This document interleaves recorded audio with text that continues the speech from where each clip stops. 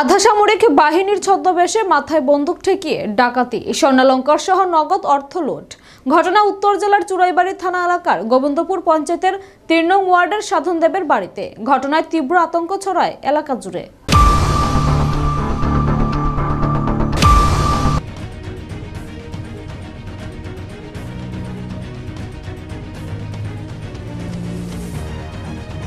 ছদ্মবেশে মাথায় বন্দুক ঠেকিয়ে ডাকাতি, স্বর্ণালঙ্কার সহ নগদ অর্থ লুট।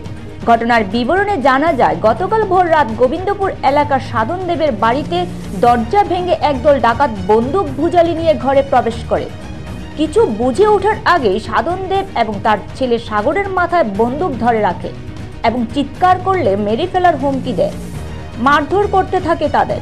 বাড়ির মালিক সাধন দেব জানান, প্রত্যেকে ফৌজিদের ড্রেস পরিধান করেছিল, মুখে ছিল কালো কাপড় বাঁধা এবং হাতে বন্দুক ও ভুজালি ছিল। ঘটনাস্থলে চুরাইবাড়ি থানার পুলিশ, মহকুমা পুলিশ আধিকারিক B Zarin Puia, assistant police super Jeremiah Dallong, police super Abinash Roy সহ বিশাল পুলিশ এবং টিএসআর বাহিনী। খবর দেওয়া হয় ফরেনসিক টিমকে। তদন্ত চলছে পুলিশ।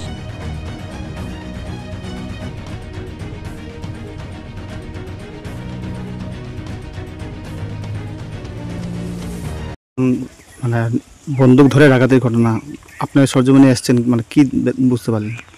আমরা থানাতে ঘটনার খবর পাওয়ার সাথে সাথে আমাদের থানার টিম এসেছে।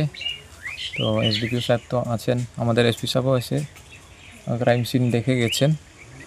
তো যেটা প্রাথমিক তদন্তে আমরা জানতে পেরেছি, কিছু লোক এসেছিল কালকে সকালে ভোরের দিকে, এসে বই দেখিয়ে বাড়ির কিছু টাকা পয়সা আর কিছু স্বর্ণালঙ্কার নিয়ে গেছে।